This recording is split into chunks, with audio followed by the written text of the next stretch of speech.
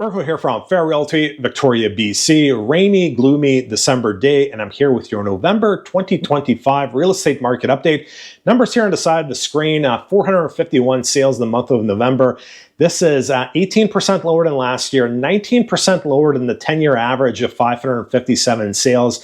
I'm not going to sugarcoat things. Sales are slow, which is kind of interesting because the Bank of Canada cut interest rates twice this fall, and instead of sales improving, sales have actually decelerated throughout the fall. And I think it's a function of lack of consumer confidence and poor market sentiment, which is leading to lower decelerating sales despite interest rates coming down. New listings coming to market, 820 in the month of November. The 10-year average is 799. When we factor in all the properties being relisted, we're actually probably slightly below the 10-year average in terms of new listings coming to market. So there's certainly not a lot of distressed sellers out there.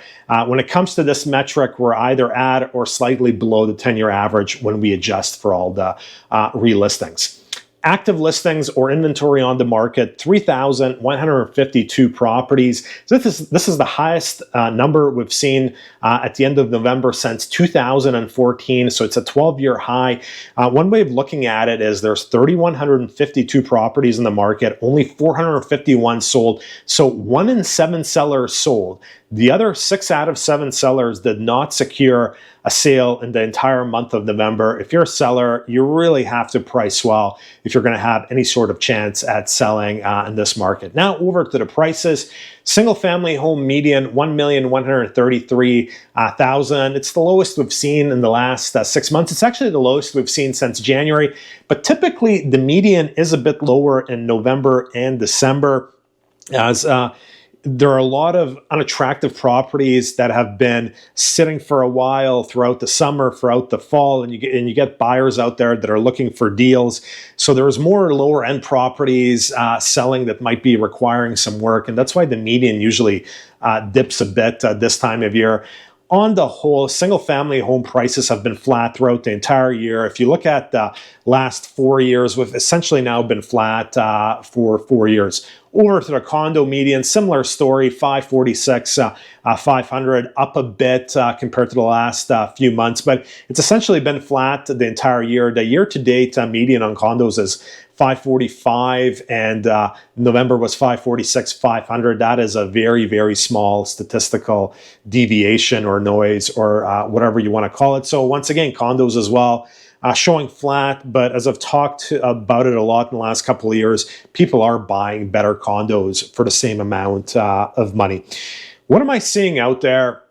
It's a slow market. There's definitely deals to be had, but very few sellers as a percentage of the overall marketplace are actually truly motivated. So I had a buyer, he was looking for a 1-bedroom condo, younger buyer in his 20s. He's going to make it his principal residence, and more than 100 condos fit his search criteria. We narrowed it down to 17 showings, and then we made 5 different offers, and 4 of the 5 sellers were not very motivated. They were, one of the sellers was asking $600,000. They dropped down to $595. Like 4 of the 5 came down less than 1%. But in this market, you can definitely find motivated sellers. And my buyer was able to secure a condo at over $140,000 less than what the property or the condo right below the one he's buying sold for a couple of years ago, because we were able to isolate that motivated seller, and it's that motivated seller who has to sell that sets the market price. The ones that don't want to negotiate, they don't set the price. It's the motivated sellers that set the price. The other thing I found interesting going around to 17 condos in the last couple of weeks with my buyer is how many of these condos are sitting completely vacant and the sellers are not motivated. So every month they're paying strata fees, mortgage potentially if they have a mortgage, property taxes, but not motivated to sell at all. And this is where I think a lot of buyers become frustrated. I made a video about it recently. Why are buyers frustrated in a buyer's market? A very small percentage of the market is motivated, but it's those sellers that set the pricing. at the end of the day. What happens going forward? The next 2 months are really slow. I don't think we're going to be able to determine from the next 2 months how the spring is going to shape up. But heading into next year, it looks like the rate cuts are done. There's still a lot of uncertainty. Markets across the rest of Canada are really struggling. In Victoria, we're actually doing quite well in relation to other markets because we've been completely flat. There's markets in Ontario that are down over 30% since peak. There's market segments in Surrey that have 14, 15 months of inventory, just crazy. So we'll see what happens in the next few months, but I don't think it's going to be telling of what happens next year. My best guess is next year we're going to have a relatively flat year. As I predicted 4 months ago, we're going to end the year below 7,000 sales, fourth year in a row below 7,000 sales. I think next year we might be able to squeak out just a bit above 7,000 sales, but we'll see. That's it for this week. Marko, Juras, Fair Realty.